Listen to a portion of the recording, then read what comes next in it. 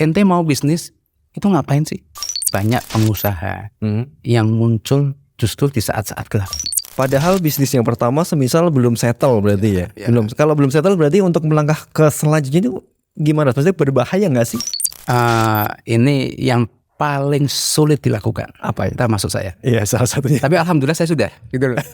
Sudah melewati fase itu ya. Oke. 2023. Sebentar lagi nih tinggal menghitung hari, Mas. Dimana yang gencar kayaknya pengusaha menghadapi resesi tahun 2023.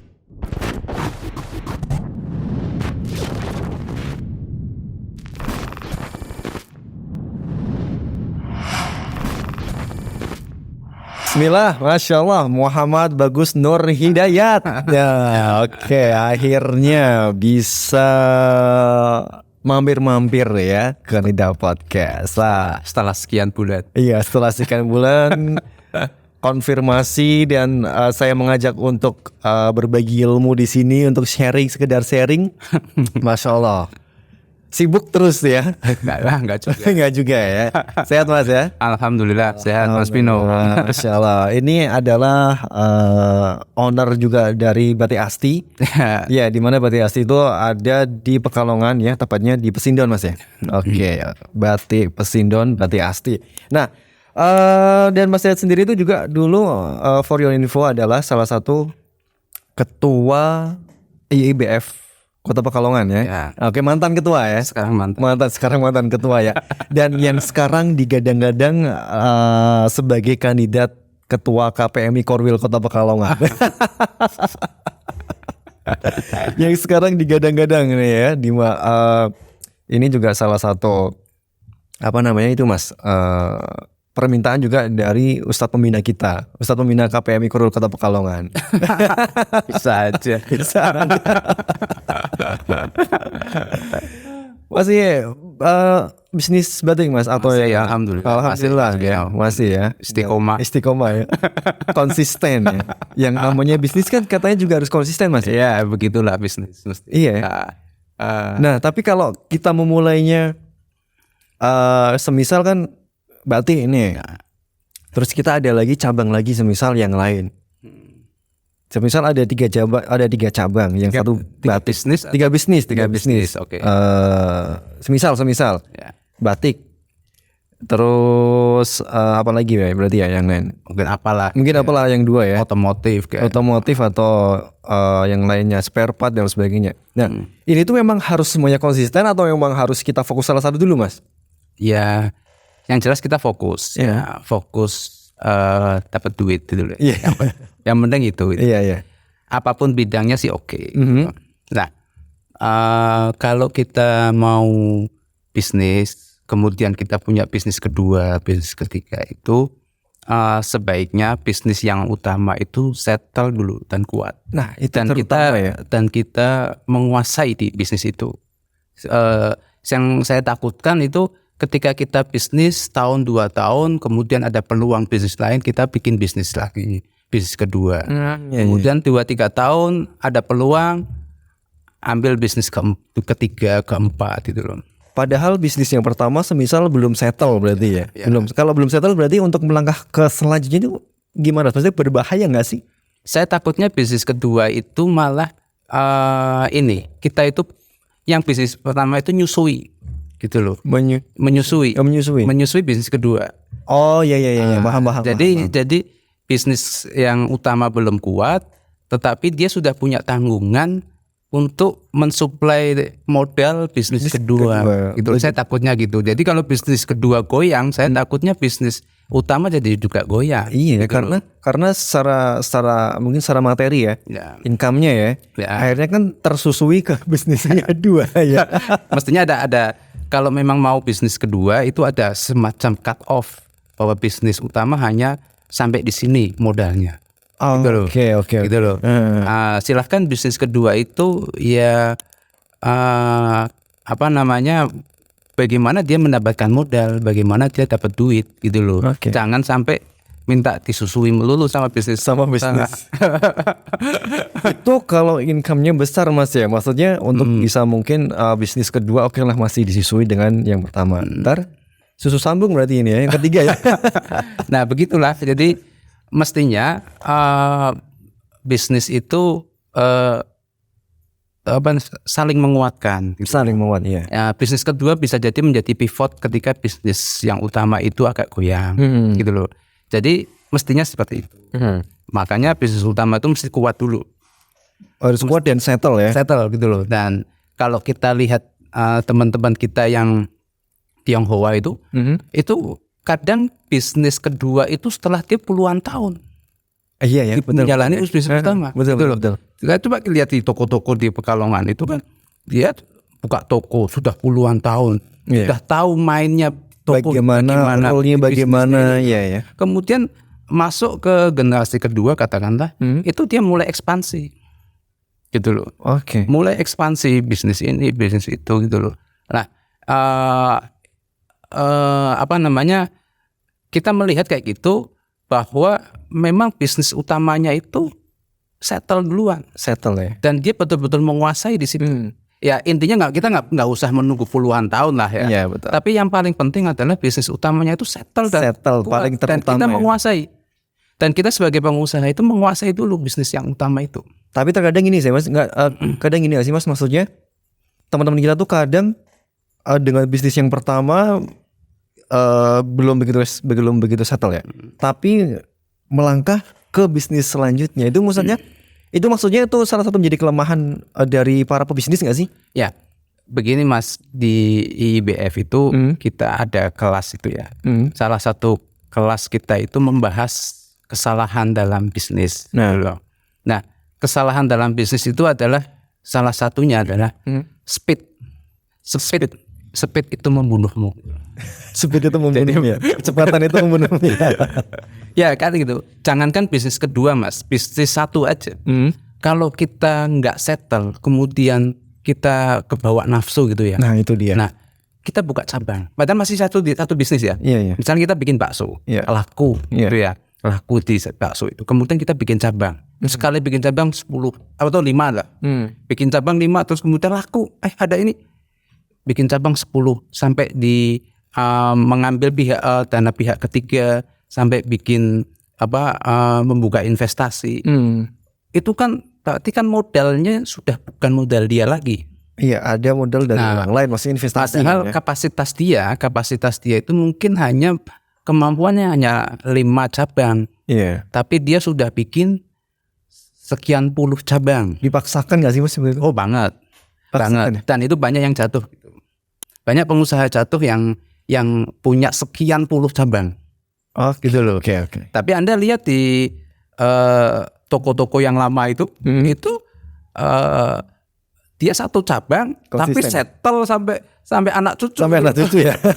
Konsisten ya. Iya kan? Anda lihat aja lah toko kios-kios yang chicken kayak apa itu yang di-franchise-kan sampai puluhan cabang di setiap kota. Iya. Gitu ya. Itu usianya enggak lama gitu loh.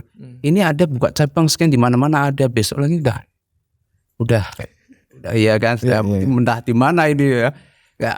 Itu kita amati Mas kayak gitu. Kita amati bahwa bisnis itu bukan masalah banyak-banyakan cabang. Bisnis itu bukan gengsi juga. Iya. Ya. Nah, bisnis itu bagaimana kita bisa, yang utama adalah bagaimana kita bisa menghasilkan uang. Iya sih, lebih kayak itu sih karena kita berbisnis. Iya berbisnis. Mau 10 cabang, mau 1 cabang, mau sekian cabang, mau 1 usaha, 3 usaha gitu kan. Iya. Itu menghasilkan duit enggak? Pertanyaannya seperti itu. Gitu ya? Menghasilkan duit enggak ya? Ada pengalaman, ada toko kue ya di satu kota gitu ya. Oh ini luar biasa ini. Itu menjadi model bagi teman-teman. Satu model karena dia itu toko kue itu komitmen dengan halal food. Iya. Kayaknya saya tahu nih Mas. Ya. Nanti kita bahas. Oke. Satu itu di halal food. Yang kedua, dia saat ini dia akan jadi model bagaimana bisnis itu dijalankan. Oke. Sebelumnya bisnis itu punya 4 atau 5 cabang lah, gitu loh. Katanya jadi 5 cabang, cuman saya cek di ininya ada yang ditulis 4 cabang. Coba. Itu sebelumnya nggak ada duitnya, Mas. Gitu loh. Oke. Nggak ada duitnya. Ya itu kesalahan bisnis. Dan Bahwa bisnis tidak dijalankan, tapi duitnya habis di jalan. Bisnis dijalankan, duitnya habis di jalan. dan katanya yang sempat saya dengar itu juga ada salah satu investor, bener nggak sih? Ya, masuk. Bener ya? Ya. Bener ya? Berarti yang saya tahu berarti yang ini. Kemudian masuk, kemudian tanpa injek lagi, hanya memoles manajemen aja, itu sudah langsung tumbuh. Oh, oke. Gitu loh. Ketemu duitnya. Ketemu ya? Ketemu duitnya. Ketemu. Di apa sih berarti di lebih ke Ya gini, di dalam bisnis itu kadang kita nggak nemu duit, itu kan bisa jadi cost-nya tinggi. di audit berarti ya? Ya bisa, ya mestilah. Pastilah ya. Ya. Di audit ya. Cost-nya tinggi, cost ini segala macam. Kemudian bisa jadi piutangnya tinggi. Oke, piutang. Iya, Piutang ya. Piutangnya Oke, piutang. Iya kan? Bisa juga utangnya tinggi karena duit yang masuk buat nyicil. Iya, bisa dua kemungkinan berarti ya antara piutang dan utang ya. Cost-nya tinggi segala macam gitu ya. Artinya setiap pebisnis itu wajib hukumnya ini ya, wajib hukumnya itu memahami cash flow, Mas. Cash flow. Cash flow ada cash in, cash out, duit masuk sama duit expense pengeluaran. Jadi kita mesti paham itu, gitu loh. Jadi tidak cuma bisnis itu bagaimana kita jualan, tidak. Bagaimana kita jualan? Oke, ya. Itu pedagang. Iya, pedagang itu begitu. Iya. Anda jual pecel gitu ya, cash flow Anda selalu positif gitu loh. Karena kulaan saat ini dijual saat itu juga. Iya, gitu ya. Iya. Positif gitu loh. Iya. Kalau sampai negatif itu masalah. Gitu. Nah, itu dagang gitu loh. Itu dagang bagaimana bagaimana jualan saya laku wis gitu toh. Iya. Tapi kalau pebisnis kan enggak gitu loh. Dia mesti bagaimana ini cash flow-nya bagus gitu loh. Kemudian mesti menghasilkan duit gitu loh. Menghasilkan duit aja kan hati-hati juga. Bisa jadi cost-nya tinggi. Iya. Nah, itu yang pengusaha mesti paham di situ. Nah, kita kembali lagi ke itu Mas, yang tadi toko atau toko bahan kue ya. Iya. Yang tadi ya. Nah, ini kan kayaknya ada usaha satu yang mungkin bisa dikata settle ya. Maksudnya yang termasuk yang halal foodnya itu ya. Itu masih berjalan nggak Mas? Masih berjalan kan ya? Minggu lalu saya ke sana. Oh, Masya Allah. Masih. Bahkan ini planning dia mau buka 5 cabang lagi. 5 cabang? Dengan investor atau? Enggak, duit Duit halal foodnya. Oh, duit cash flow aja. Cash flow yang dari yang tadinya nggak ketemu. Iya. Ternyata ada duitnya. Oh, ternyata ya pentingnya ya. Oke. Saya tahu. Jadi gini Mas, banyak usaha yang katanya kok ini stagnan. Iya. Tapi setelah dilihat cost-nya tinggi. Iya. Betul. Itu aja gitu loh. Kan kalau cost-nya bisa diminimalkan, ada duitnya juga. Gitu loh. Nah, ini nih Mas, yang kita bahas di sini nih, ya yang awal tadi kita cerita dengan berbagai macam mungkin para pengusaha kelemahannya adalah nafsu untuk membuka cabang yang lain dan lain sebagainya. Nah, yang dibahas di sini tuh masalah tentang fundamentalnya, Mas. Oke, fundamental bisnis ya. Ini sebetulnya banyak sih teman-teman yayasan yang lebih pantas ngomong kayak gitu. Kenapa aku gitu loh? Nah, ini mau ngebahas sedikit fundamental bisnis itu sebenarnya apa sih Mas? Minum dulu ya. Ini minum dulu Mas. Minum dulu Mas. Kita ngopi dulu Mas.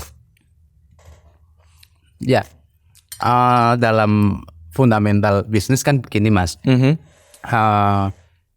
Apalagi kita Muslim ya, tentu dalam hal apapun, wabil khusus di bisnis. Nah, teman-teman itu mesti mesti memahami satu muamalahnya. Muamalahnya ya. Mesti kan kalau muamalah ya istilahnya no debat lah ya, fix lah. No debat lah. Masalah muamalah ya kembali ke ustadz masing-masing lah. Kita nggak bisa debat itu. Ini boleh, ini nggak boleh, ini boleh, itu silahkan kembali ke ustadz masing-masing. Karena bisa jadi setiap ustadz juga punya pendapat yang berbeda-beda. Iya, jangan godok-godokan ya. bolos. Yang kedua, ya ini ilmu bisnis Mas. Iya, ilmu bisnis. Ilmu bisnis itu silahkan, banyak komunitas yang apa namanya punya level main di masing-masing. Misalnya di KPMI ya. Yeah. Di KPMI dia fokus di muamalah ya. Itu sama perdagangan internasional. Iya betul. Gitu ya. Itu silahkan di KPMI. Mungkin kalau di IBF kan lebih pada fokus membangun fundamental bisnis. Nah, ini dia yang kita obrol. Mungkin di komunitas lain concern di penjualan online misalkan. Iya, gitu ya. Ya, jadi berarti setiap apa sih namanya Mas? Komunitas atau setiap itu berarti mempunyai ya visi dan misi beda-beda ya. Dia punya lapangan masing-masing. Iya, gitu. punya istilahnya punya segmen, punya market di mana komunitas itu tuh memang faktnya di masing-masing ya. Kayak seperti KPMI memang saat ini masih di muamalah dan ekspor impor ya. Terus di IBF ada di fundamental bisnisnya ya. Mungkin yang satunya lagi lebih ke yang kemarin datang ke sini lebih ke apa sih? Teknis mungkin. Masalah apa namanya digital. Iya, digital marketing. Masalah apa namanya ya macam-macam lah ya. Nah ini Mas, kalau Mas lihat sendiri yang lebih ke sebagai mantan ketua ya IBF ini, fundamental bisnis. Ya itu gini, ketika kita menjalankan bisnis itu kita mesti memahami Mas itu loh. Dalam hal fundamental itu, paling tidak bisnis kita itu value-nya apa sih? Value ya. Value bisnis kita itu apa? Nilai apa sih yang kalau dalam bisnis itu apa sih yang membuat konsumen itu memilih Anda? Iya. Gitu loh. Iya. Itu mesti dibuka itu, Pak. Dan itu dibahas dengan tim. Gitu loh. Oke. Saya sama tim juga saya bahas kayak gini. Apa sih yang membuat konsumen itu milih Anda? Padahal kan sebelah juga banyak. Iya, kompetitor gitu banyak ya, istilahnya ya. Sebenarnya banyak gitu loh. Ya itu gitu. Apa namanya? Bahwa apa value apa yang bisa kita jual dalam bisnis kita gitu loh. Dan kadang-kadang value itu menyentuhnya psikologis ke calon customer atau ke customer? Ke konsumennya. Ya. Oke. Kadang-kadang gitu psikologis. Jadi bukan tentu kualitas. Belum tentu kualitas. Oke. Tapi lebih pada psikologis. Contoh. Itu value. Contohnya. Misal Mas, ini gelas ini sama gelas ini itu bagusan gelas itu Mas. Iya. Padahal isinya itu besi. Iya. Ini kan ini sekali pakai. Iya, gitu ya. Tapi kalau saya menanamkan value yang membuat konsumen itu milih saya, ya dia akan beli ini. Misal value-nya begini. Kalau Anda beli ini, Anda tampak gagah. Anda tampak cantik. Oke. Gitu loh. Gitu loh. Cobalah iklan gitu. Oke, berarti katakanlah ya Mas, selalu di depan. Ya. Gitu ya. Dia nggak ngomong bahwa lampunya bagus loh. Dia nggak ngomong gas saya kenceng loh. Dia nggak ngomong itu. Saya nggak ngomong model saya itu lebih up to date nggak. Selalu di depan. Semakin di depan apa? Semakin di depan. Artinya dia gitu. Itu kan menyentuh psikologis konsumen. Kenapa dia memilih Yamaha? Si Honda juga pakai tagline lain. Yang dia jual adalah value-nya itu one heart. One heart ya. Jadi satu hati bahwa Anda itu sudah satu hati dengan kami, dengan Honda gitu. Dengan Honda. Jadi ketika Anda mau membeli itu mestinya Anda memilih saya. Iya, satu hati. Sudah satu hati gitu. Ya, value itulah yang mesti kita jual kepada konsumen. Ya. Seperti iPhone. iPhone itu apa bedanya dengan Samsung atau dengan Oppo, dengan Xiaomi? Apa bedanya gitu? Secara penggunaan sama ya? Sama gitu loh ya. Untuk telepon fungsinya sama. Iya. Tapi ada value. Iya, betul. Gitu loh. Value-nya adalah ketika kita ngopi-ngopi gitu ya. Ketika kita ngopi-ngopi, yang iPhone itu handphonenya tuh ada di meja. Yang pakai Xiaomi disaku. Kasarnya seperti itu ya. Simbolnya ya. Yang pakai iPhone itu menunjukkan siapa dia. Oke. Gitu loh. Oke. Padahal kan si iPhone nggak ngomong punya full lebih bagus. Iya. Ininya padahal speknya biasa aja. Iya, speknya biasa. Ya kan? Tapi value itu yang beda. Value iya. Ya, oke. Kalau itu lebih luas lagi, misalkan kita sebut mobil lah ya. Avanza sama Alphard gitu loh. Iya. Itu kan secara fungsi sama ya. Fungsi sama, AC-nya sama-sama dingin gitu ya. Ya intinya jobnya juga empuk, sama-sama empuk. Tapi kan beda. Ketika kita ada tamu yang pakai Avanza dengan tamu yang pakai Alphard kan. Betul. Ya itu value itulah yang kita jual gitu loh. Paham Mas, tahu ya. Iya, value. Kena ya. Oke. Kalau dalam IBF kalau sudah ngena itu Anda dapat hidayah itu. Itu satu value. Yang kemudian kita segmen ya. Kita tuh mau jual kepada siapa? Gitu loh. Anda tuh nggak mungkin jual gelas ini ke semua penduduk Pekalongan. Betul. Nggak mungkin gitu loh. Capek Anda. Dan modal Anda modal kita belum tentu bisa memenuhi. Makanya kita segmented. Kita akan jual kepada siapa gitu. Dan itu didefinisikan sedetail mungkin. Segmen pembeli saya adalah katakanlah wanita usia sekian sampai sekian, punya 2 anak, kemudian tinggalnya di kawasan kayak gini, kemudian kalau perlu mobilnya ini. Nah, katakanlah segmen kita tuh segmen menengah. Menengah. Segmen menengah. Berarti kan Anda didefinisikan segmen menengah itu siapa gitu loh. Segmen menengah karena penghasilan di bawah 25 juta. Gitu loh. Mobilnya Avanza. Maksimal Innova misal ya. Gitu loh. Kemudian tinggal di sini. Education-nya, pendidikannya S1. Berarti kita ternyata kita tuh sudah punya bayangan.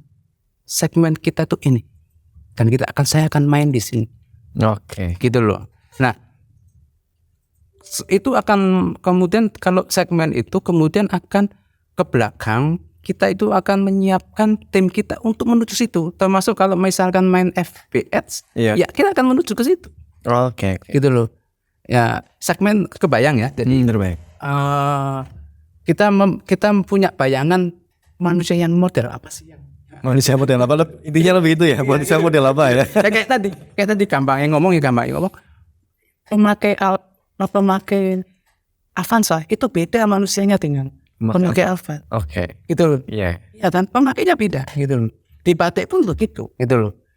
Kita tuh akan segmen kemana gitu loh. Apa Mas mainnya ya? Ya. Kita akan segmen ke siapa? Jadi sebenarnya penting juga gak sih menentukan segmen pasar kita? Oh banget ya. Banget. Oke. Gitu loh. Jadi kita nggak akan buang-buang waktu, nggak akan buang-buang duit. Apalagi yang main iklan ya, main ads itu nggak akan buang-buang duit kalau yang tidak sesuai segmennya. Kita hanya fokus ke segmen kita. Gitu loh. Iya kan? Ya. Kalau kita segmennya bawah-bawah, menengah ke bawah banget itu, kita kan nggak mungkin jualan di mall. Jualan di mall? Nggak mungkin kan? Yeah. Jualannya mungkin di kampung-kampung. Gitu loh, misalnya jajan-jajan anak itu. Itu kan kita nggak mungkin jualan itu di mall. Lebih tepat kita jualan di kampung-kampung, keliling kampung gitu dengan pakai sales itu. Nah, itu kan segmen itu menentukan kebijakan dalam bisnis kita. Oh gitu ya. Nah, itu segmen. Kemudian kita mesti tahu tadi kan value segmen kita sama satunya lagi pesaing. Pesaing atau kompetitor ya.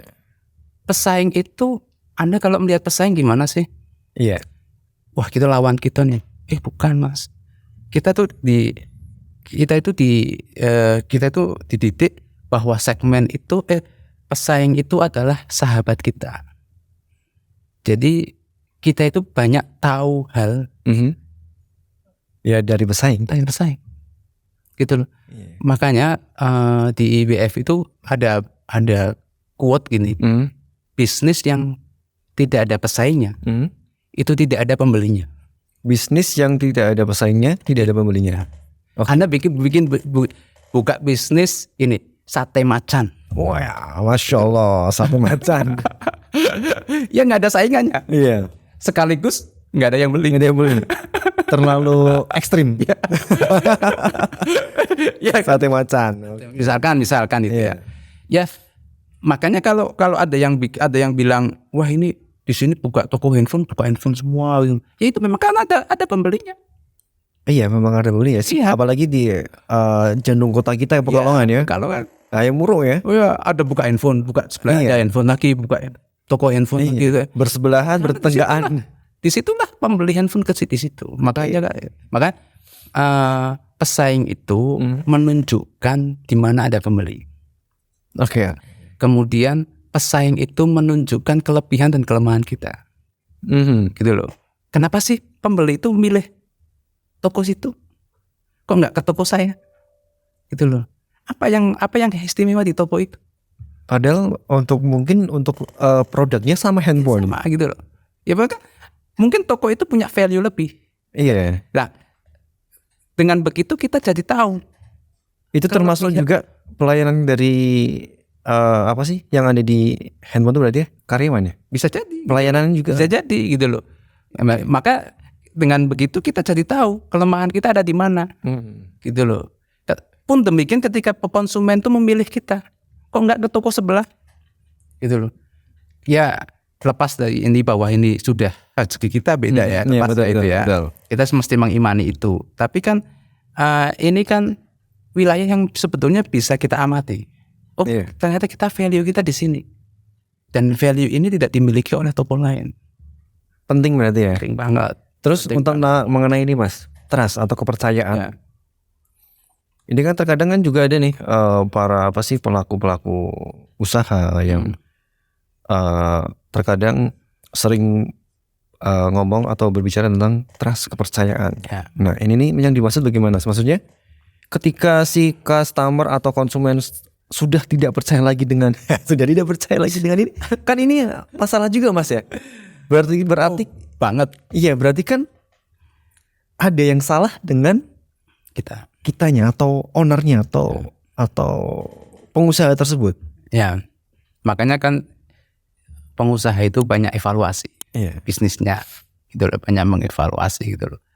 Kadang kesalahan kecil di dalam bisnis kita itu menjadi penting gitu loh bagi konsumen. Oke, Gitu ya. Iya. Salah. Nah, itu kan itu mesti kita banyak evaluasi bahwa untuk menumbuhkan kepercayaan konsumen itu ya tidak mudah gitu loh. Dan saya itu jadi gini, saya ingat terinspirasi gini, para sahabat itu begini, ketika dagang ini ada hubungan dengan value tadi.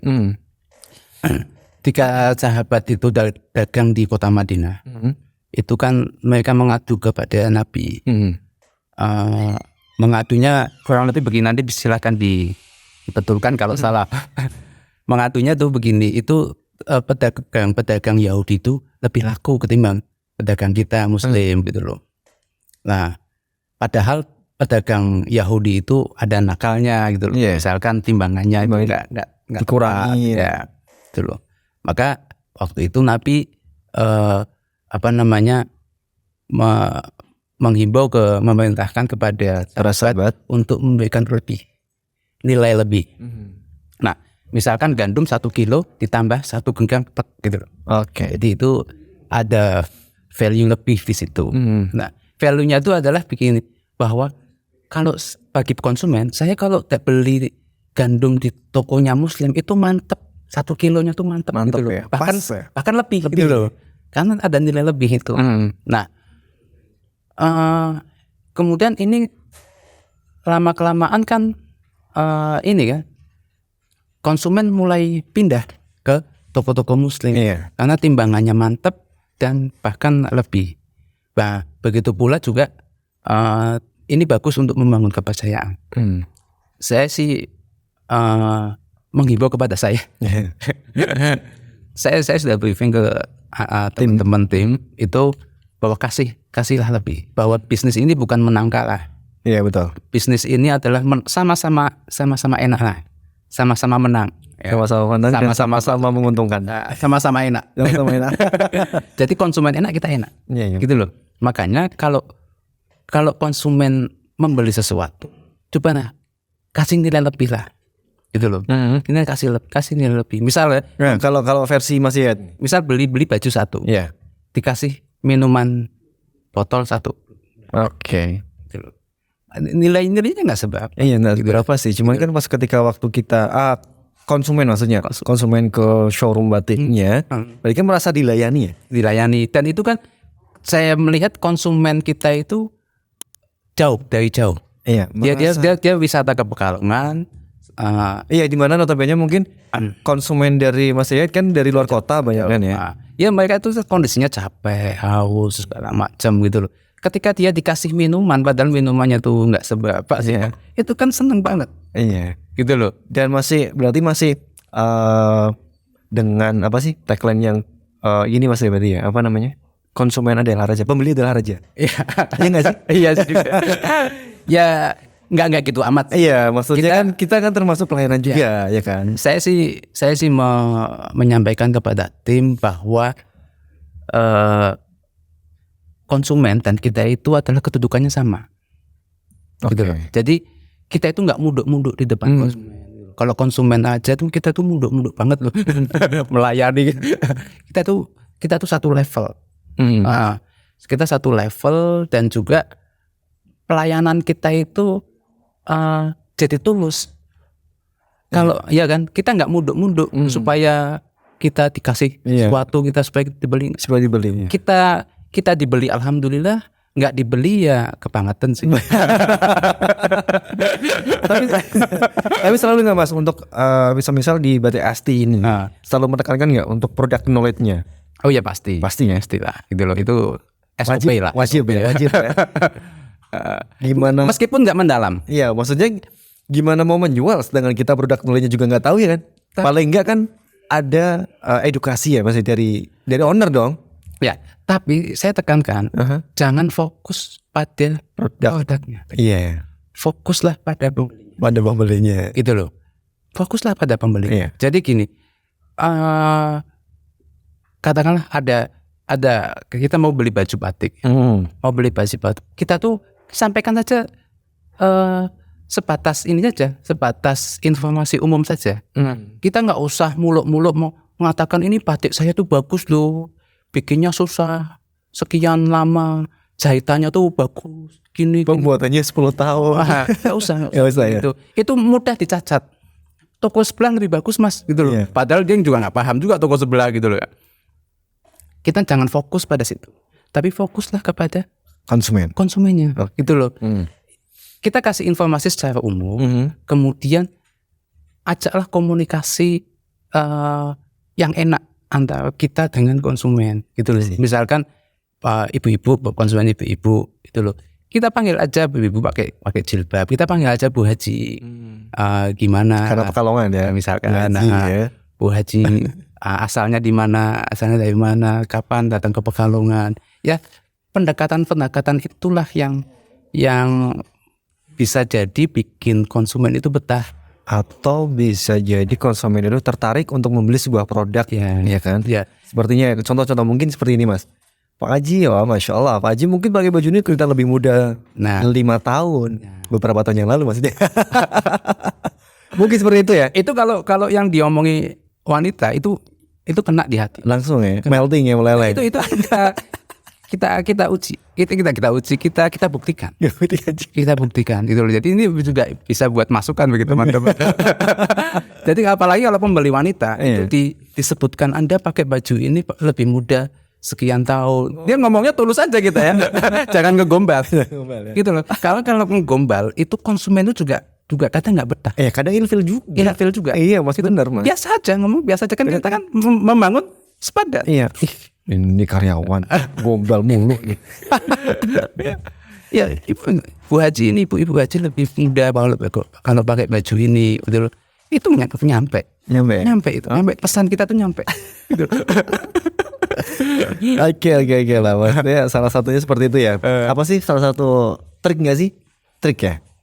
Ya boleh dikatakan. Boleh dikatakan trik untuk penjualan ya, ala-ala dengan cara apa berarti? Yang penting itu Mas, penjualannya itu kita lebih menyampaikan value kita. Value-nya ya. Intinya value ya. Dan jadi berarti fundamental itu ada 3 Mas ya? 3 itu Value, segmen sama kompetitor ya. Oke. Nah gini Mas, semisal nih cara gimana sih buat para pengusaha tuh membangun fundamental bisnis startup terutamanya ini, bagaimana caranya Mas? Maksudnya terkadang ada orang yang pengen membangun sebuah bisnis startup cuman terkadang lupa dengan membangun fundamentalnya. Nah ini nih. Kalau startup itu kan image-nya itu pada digital ya. Iya. Digital. Iya digital. Image-nya itu meskipun kita sepakati bahwa startup itu bisnis umum, nggak mesti digital. Digital ya. Nah, jadi gini, kalau kita memang mulai bisnis itu yang saya katakan tadi ya, bahwa muamalahnya juga udah paham dan juga ilmu bisnisnya juga paham. Nah, kemudian kalau mau mulai bisnis itu memang diawali dengan mindsetnya oke lah. Ini mindset katakanlah dia sudah ikut motivasi di mana itu oke lah, udah kena motivasi gitu ya. udah punya lah motivasi ya. bukan pelaku ya. Nah, kemudian gini, ini yang teman-teman lupa bahwa tujuan ini nggak cuma startup, bisnis yang udah jalan itu juga kadang-kadang lupa. Tujuan bisnis itu apa sih? Tujuannya? Ya, oke. Ente mau bisnis itu ngapain sih? Itu loh. Kadang-kadang ente itu. Kadang lupa kita nggak selesai di situ. Biasanya Mas, maksudnya di permasalahan para bisnis, maksudnya di mana secara kalau Mas lihat kan kebanyakan bisnis nih, maksudnya tujuan, terkadang lupa dengan tujuannya itu. Ya gini, tujuan bisnis itu kan masing-masing silahkan lah. Iya oke. Silahkan punya keinginan apa. Itu Anda selesaikan dulu di situ. Gitu loh. Kalau tujuan jangka pendek itu kan duit. Oke, ya. Saya katakan kepada teman-teman bahwa tujuan jangka pendek itu ya duit. Bisnis. Yang namanya kalau nggak mau dapat duit nggak usah bisnis. Gitu loh. Yang namanya tujuan jangka pendek bisnis itu ya duit. Itu selesai kita di situ. Oke. Kemudian setelah dapat duit kita mau ngapain? Gitu loh. Nah, ada yang saya pingin dakwah Mas, saya pingin bangun pondok, saya pingin bangun masjid, saya pingin ini, silahkan itu ditulis dan itu dikomunikasikan kepada tim kita supaya tim kita itu punya mindset yang sama dengan kita. Gitu loh.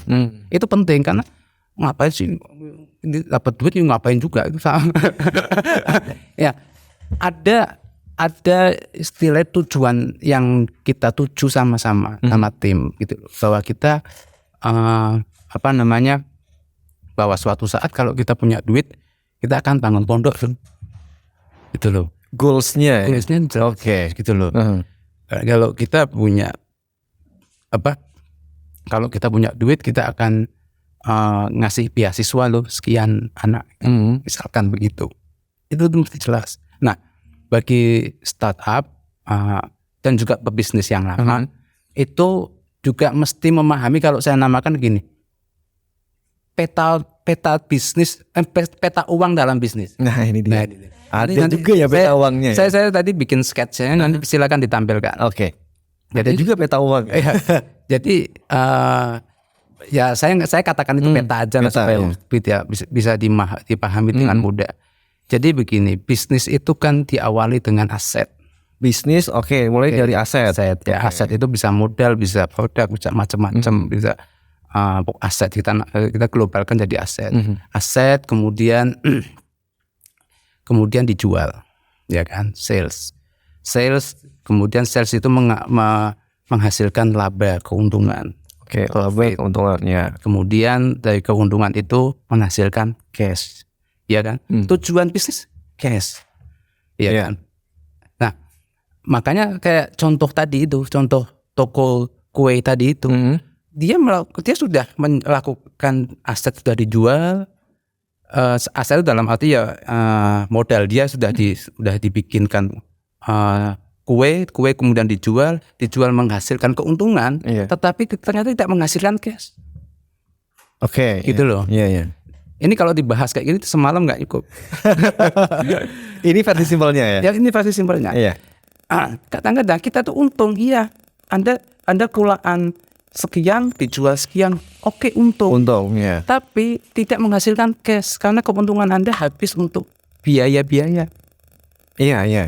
Gitu loh. Paham ya. Iya, itulah kita yang kadang lost di sini. Kadang-kadang kita itu kalau sudah paham, kalau sudah tahu ini untung, sudah selesai. Ya terkadang seperti itu Mas, kelemahannya Mas. Iya. Oke, ini keuntungan Anda, ini bisa menghasilkan cash nggak? Keuntungan itu sekian. Tapi coba dilihat beban-beban Anda. Oke. Gitu loh. Beban dari uang yang kumpul ini yang cash yang bisa Anda manfaatkan kan ternyata kan nggak sebanyak yang kita bayangkan. Gitu. Anda jualan gelas ini dapat duit 5 juta. Keuntungannya 2 juta. Gitu ya. Anda membayangkan bahwa 2 juta itu duit Anda. Nggak bisa. Terus yang 2 juta berarti? 2 juta itu kita plecet, istilahnya dilihat lagi. Ada beban apa lagi yang... Oke, berarti pentingnya neraca juga Mas ya? Iya Pak, semua. Semua ya? Iya, semua. Laporan keuangan. Iya betul. Cash flow, laba rugi sama neraca itu. Ya kalau minimal itu cash flow lah. Cash flow, cash in, cash out itu mesti kita catat. Itu kalau dalam bisnis saya namakan cash flow itu ya selama-lama iman lah. Ada teman-teman yang bisnis sudah lama gitu. Selama-lama iman. Tapi nggak dicatat Cash flow-nya. Cash flow nggak dicatat. Gimana itu nanti? Ya wawalam. Gitu loh. Jadi dia nggak tahu saya untungnya gimana. Iya. Nggak tahu. Cash flow nggak dicatat, terus maksudnya kita lihat kadang ada cash in aja, duit masuk aja yang dicatat kan. Iya, maksudnya kan kita lihat laporan kan dari ya inilah pentingnya teman-teman itu, jangankan pengusaha kecil, pengusaha yang gede juga gitu. Iya betul. Saya pernah dengar juga Mas. Saya pernah nggak nyatet gitu loh. Saya tanya teman-teman nggak nyatet. Terus itu laporannya? Ya wawalam. Jadi dia ya alhamdulillah. Yang penting kan gini. Bagi dia udah bisa beli mobil, nyekolahin anak, naik haji, udah selesai gitu loh. Masalah dia untungnya sekian, untung nggak peduli. Tapi kan nggak bisa untuk makanya dia kadang-kadang beli evaluasi pun susah itu kan, nggak bisa. Kadang-kadang dia beli tanah, beli mobil itu kan pakai duit cash flow aja. Iya betul. Gitu loh. Makanya banyak teman-teman yang kejebak dia beli aset, tapi sejatinya lupa bahwa duit itu adalah duit bisnis. Bisnis ya.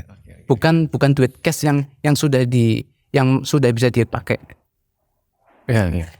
Ada Mas, salah satu teman bisnis itu mengingatkan saya, Mas, hati-hati juga dengan sedekah. Saya di sini di garis bawahi ya. Yeah. Nanti kalau video ini dipotong jadi bahaya dia. Jadi kadang-kadang kita itu sedekah itu bagus memang. Tapi kadang-kadang pakai duit bisnis. Pakai uang laci. Ada datang mau sumbangan kasih pakai duit laci. Ada sumbangan lagi duit laci gitu. Itu bagus Mas, satu saja. Tapi mesti hati-hati. Duit yang kita sedekahkan itu sejatinya duit apa? Duit yang sudah cash milik kita, atau itu memang masih duit bisnis? Dan mungkin masih ada uang orang lain ya? Iya. Itu yang dimaksud ya? Yes. Oke. Itu hati-hati. Jangan-jangan. Saya takutnya, kita takutnya kalau bisnis ada masalah di suatu nanti ada masalah, yang disalahin adalah sedekahnya. Saya disalahin sedekahnya. Iya. Yang dikambing hitamkan ya sedekahnya ya. Ya dia sedekah aja, ada yang. Tapi ketika laporan keuangannya minus katakan, yang disalahin sedekah. Iya, uangnya buat apa? Sedekah. Ya hati-hati. Makanya kan saya katakan hati-hati. Iya. Hati-hati. Kita boleh sedekah sebanyak-banyaknya boleh silahkan. Tapi itu jangan sampai mengganggu bisnis kita. Apalagi kalau bagus lagi kalau duit itu sudah masuk ke kantong kita. Iya. Jangan pakai uang laci, gitu ya. Artinya jangan pakai uang bisnis. Nah ini Mas yang saya tanyakan. dalam bisnis, dalam neraca rumah tangga kan ada yang namanya PTT ya, pengeluaran tak terduga. Ya. Nah, dalam neraca bisnis itu ada nggak sih Mas? Ini Mas, sebelum ngomong ke situ, Iya. ini yang paling sulit dilakukan. Apa itu? Termasuk saya. Iya, salah satunya. Tapi alhamdulillah saya sudah, gitu loh. Sudah melewati fase itu ya. Oke. Yaitu dipisahnya uang bisnis dan uang kita pribadi ya. Yes. Nah, itu masih menjadi permasalahan berarti ya. Iya. Dan teman-teman pengusaha, saya lihat sulitnya di sini. Gitu loh. Mau ada PTT itu ada di mana-mana, penggunaan uang tak terduga itu ada di mana, ya di kita, di keluarga kita, di bisnis itu juga ada PTT juga. Ada ya berarti? Ada, semua ada. Tapi jangan sampai uang-uang itu mengganggu salah satu. Misal bisnis juga ada PTT juga. Kejadian di bisnis jangan sampai mengganggu keluarga kita. Oke, ya. Ya kan? Iya. Anda tiap weekend jalan-jalan sama anak, ya jalan-jalan aja. Mau bisnisnya jalan kayak mau bisnisnya sepi, mau bisnisnya apa, ya sama anak-anak jalan-jalan aja. Weekend ya udah keluarga. Weekend. Iya. Gitu loh. Iya. Jangan sampai keganggu. Iya. Gitu loh. Satu pun juga demikian, maaf ya, alhamdulillah. Kalau ada masalah dengan keluarga kita, Iya. semoga nggak terjadi ya. Iya. Itu jangan sampai mengganggu bisnis kita. Iya. Oke. Gitu kan. Setuju kan. Makanya antisipasinya adalah duitnya dipisah. Dipisah antara uang bisnis dengan uang pribadi. Ya, solusinya adalah kita digaji oleh bisnis. Walaupun kita ownernya ya. Yes. Oke. Kita bisa gaji sekian banyak tim karyawan, tapi kenapa nggak bisa gaji kita? Jadi kita sendiri ya sebagai pemilik. Yes. Oke. Digaji dong. Digaji. Anda kebutuhnya apa gitu loh. Udah digaji di situ. Anda ya kayak kita jadi kayak pegawai aja gitu loh. Kalau keluar kota misalkan ada uang dinas, ada uang ini. Tapi ini juga masih menjadi permasalahan Mas. Maksudnya berpermasalahan walaupun gak semuanya ya. Yes. Masih menjadi apa sih? Pokoknya ini masih menjadi permasalahan kepada para pengusaha terkait dengan uang yang tercampur itu. Iya. Memang sulit ya? Iya, mesti dilakuin. Harus ya? Iya, kan pengusaha gede kan gitu juga. Iya. Kita mau gede apa cuma mau gini-gini aja? Stagnan gitu ya? Nah, kalau Anda betah di kayak gini-gini aja ya silakan. Itu pilihan ada di pengusaha masing-masing. Iya. Tapi kalau kita mau gede, nggak bisa dong. Uang pribadi masuk gitu loh. Anda beli pembantu Anda beli lombok, Anda masukkan ke dalam beban kan nggak bisa gitu. Iya. Beli bawang, beli bumbu, beli segala macam, Anda masukkan ke dalam laporan keuangan nggak bisa gitu. Termasuk kebutuhan rumah tangga ya. Anak-anak jajan itu masuk gitu. Nggak bisa. Udah kita potong aja gitu. Kita cut aja bahwa Anda digaji sekian. Silahkan Anda pakai untuk kehidupan Anda. Ini untuk bisnis. Ini Oke. Mas Pino tahu nggak? Gimana? Salah satu ini supaya dikatakan, tapi ya mesti harus dikatakan. Salah satu pembunuh bisnis kalau saya melihat ya. Dari kacamata Mas ya deh. Ya pengusaha sendiri. Pengusahanya sendiri. Kenapa bisa? Ya itu. Kayak hidup. Iya ya gantor kayak hidup. Wah, ada mobil bagus. Wah. Belilah mobil tapi pakai duit bisnis. Ya. Alih-alih bilang invest. Ya kalau mobil bukan invest. Enggak, maksudnya terkadang mungkin ada seperti itu juga. Alih-alih. Ya, kadang-kadang beli aset, beli tanah. Beli aset. Kadang-kadang beli aset tuh hati-hati juga. Kalau aset itu nggak menghasilkan, ya jadi beban. Gitu ya. Jadi beban dong. Wah ini ya, sebetulnya kita nggak butuh ya. Anda tanah bagus nih, gitu. Kita beli akhirnya sekian M. Lokasi strategis. Wah, pakai duit bisnis. Ya itu hak Anda. Uang bisnis Anda. Iya. Pakailah uang bisnis. Tak gitu. Bukan uang saku, bukan uang dompet uang pribadi, ya. Uang pribadi. Bukan uang dompet, tapi uang bisnis. Nah, setelah itu besoknya suppliernya ketunda-tunda pembayarannya, karyawannya gajiannya jadi kacau, tertunda juga. Ya, pasti semua tertunda Mas. Ngapain? Ngapain Anda beli aset tapi kemudian bisnis Anda terganggu? Karena memakai uang bisnis ya. Iya benar, akhirnya dari supplier pembayaran kacau, terlambat. Jadi kacau. Karyawan juga pembayaran terlambat juga. Iya, serba terlambat. Ya kan, jadi ya itu bisnis Anda, silahkan Anda mau ngapain. Tetapi yang saya lihat, yang saya temukan gitu. Permasalahan berarti Mas. Ya mungkin permasalahan nggak sih? Ya masalah ya. Tapi kalau bagi dia nggak masalah ya bukan masalah juga. Iya. Tapi paling tidak gini Mas, ini untuk mengantisipasi berarti ya lebih. Ya kita hati-hati. Lebih ke hati-hatian ya. Kan sebagai Muslim, apalagi pengusaha itu sebetulnya gantungan banyak tempat. Betul. Iya kalau kan. Ya. Maka banyak menaruh harapan. Yes. Coba pondok, masjid, itu kan pasti ada pengusaha. Iya. Di balik itu ada para pengusaha yang sukses, insyaallah. Ya sukses dan yang memang membiayai. Iya. Kita lihat aja donasi yang ada di Nida'us Salam. Itu profilnya siapa itu? Itu kan pengusaha kebanyakan. Iya. Ya ada sih, mungkin ada juga ASN segala macam. Tapi itu yang banyak nyumbang kan. Iya. Mungkin juga nggak cuma di satu yayasan aja ya, di beberapa yayasan Kota Pekalongan ataupun di masjid-masjid, para pengusaha lebih yang lebih ke support lah intinya ya. Yes.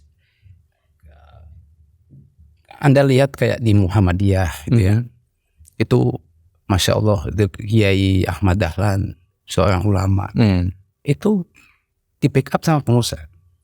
Jadilah masjid, jadilah sekolahan, di Nida'us Salam juga. Di Nida'us Salam itu kan kolaborasi ustadz dan pengusaha. Masya Allah ya. Karena memang eranya itu sebenarnya kolaborasi Mas. Yes. Bukan kompetisi loh gitu loh. Kompetisi juga penting. Kan saya katakan tadi bahwa pesaing itu adalah sahabat kita sebetulnya sejatinya. Berarti lebih kalau bahasa sekarang mungkin apa ya? Iya, saya kadang-kadang pendapat saya itu paling beda dengan teman-teman. Kalau melihat pesaing sebagai musuh, kalau kita pesaing itu sebagai sahabat, gitu loh. Kalau sesuatu yang nggak ada saingannya itu bahaya, gitu loh. Kita jadi tahu kelemahan dan kelebihan kita itu kan yang menunjukkan pesaing. Betul. Nah Mas, terakhir Mas. Ya. 2023. Sebentar lagi nih, tinggal menghitung hari Mas. Dimana yang gencar kayaknya dunia gelap nih. Dunia gelap bukannya sebenarnya ya. Dunia gelap itu yang menurut saya resesi ini gimana Mas? Pengusaha menghadapi resesi tahun 2023. Nah, ini terakhir. Kita mesti optimis Mas ya. Ya tetap ya. Begini, banyak pengusaha yang muncul justru di saat-saat gelap. Saat-saat gelap. Kalau kita paham ini, mungkin kita tuh pengen dunia gelap itu besok pagi. Kalau kita paham. Iya. Karena banyak pengusaha-pengusaha gede itu justru muncul di saat-saat gelap. Kita lihat Sandiaga Uno. Itu muncul di saat-saat gelap. Banyak pengusaha yang lain. Di Pekalongan itu kan banyak ketika COVID kemarin kan. Iya betul. Banyak OKB. Betul. Ya, kan? Permunculan ya. Iya betul. Itu loh. Iya. Kalau kita paham polanya, mungkin kita pinginnya besok aja lah dunia gelap, nggak usah tahun 23. Jadi gini Mas, polanya tuh gini. Kita itu mesti siap dan antisipasi. Itu yang paling penting. Iya betul. Siap dan antisipasinya tuh gini. Biasanya kalau dunia gelap itu kan banyak PHK. Iya. Banyak perusahaan gede yang pada kolaps. Iya. Otomatis supply-nya kan jadi kosong. Iya. Iya kan? Misalkan tadi ini pabrik gelas ini tutup Mas. Berarti supply-nya kosong. Iya. Ini kesempatan kita untuk menjadi pemain di kelas ini. Oke. Gitu loh. Makanya itu antisipasi Mas. Banyak teman-teman yang menjadi OKB pada saat COVID ya, karena kesempatan juga ya. Kesempatan makanya apa? Kita ambil kesempatan. Ambil kesempatan. Kita mesti jeli pada saat dunia gelap itu. Makanya kita mesti optimis dulu, jangan pesimis. Nah kalau sudah optimis nanti kita bisa melihat dengan lebih tenang gitu loh. Coba apa sih yang yang sejatinya bisnis itu adalah solusi. Iya. Bisnis itu adalah solusi ya. Sejatinya itu. Apa sih yang menjadi masalah bagi teman-teman ketika nanti dunia gelap? Nah ini dia ya. Misalkan dulu waktu COVID banyak PHK, banyak WFH. Iya. Gitu ya. Maka teman-teman itu jualannya kepada yang WFH itu. Berarti sebenarnya lebih di situ memenuhi kebutuhan konsumen sih Mas. Iya kan? Solusi. Iya kan seperti itu. Nah, makanya yang laku di fashion itu adalah baju-baju santai. Iya. Iya, baju-baju untuk yang mendukung WFH. Bawahnya celana kolor Ya itu kan, itu yang celana santai itu yang laku di saat COVID. Betul. Gitu loh. Ya, kemudian hal-hal yang sifatnya teknologi laku pada saat COVID. Iya, karena semua segala macam penjualan lewat online waktu itu ya. Ya. Iya kan? Ya. Ramai sekali ya. Gitu loh. Bahkan mungkin seminar-seminar pun, webinar pun Kan online. Ya, teman-teman yang bisnisnya pas sewaan laptop itu malah booming. Naik ya. Nyewa-nyewain aja gitu. Drastis ya. Iya kan. Lah kan bisa jadi WFH tapi dia nggak punya laptop. Iya betul. Gitu loh. Dia mesti dituntut Zoom tiap saat. Setiap hari bahkan justru. Ya enggak, setiap saat. Setiap saat ya, betul setiap saat. Jam pagi, siang, malam. Nah berarti intinya kalau versi Mas Tayat ini untuk menghadapi dunia gelap 2023 resesi. Iya, asal jadi teman nikah.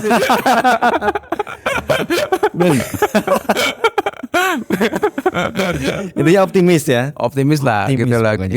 Kita bisa main inilah ya, bisa lenggak-lenggok di saat dunia gelap itulah. Oke deh, thank you Mas Yed ya. Siap. Oke, jasa Hair udah berbagi, udah sharing ya tentang ilmu ya fundamental bisnis. Ya. Ya mungkin yang awalnya dulu didapatkan dari berbagai komunitas ya. Salah satu diantaranya dari IBF yang nanti sebentar lagi, mungkin nanti beberapa bulan lagi Mas Yed akan saya undang lagi sebagai kandidat ketua KPM Kapil Pekalongan. Banyak yang lain yang lebih. Tapi jangan lupa Mas, untuk case-nya nanti di-sharing lagi, berbagi lagi. Oke, terima kasih dan jangan lupa buat teman-teman untuk subscribe channel ini ya di Nida Podcast. Sekali lagi, Jazakallahu khair Mas Yed, kita harus pamit undur diri. Assalamualaikum warahmatullahi wabarakatuh. Waalaikumsalam warahmatullahi wabarakatuh.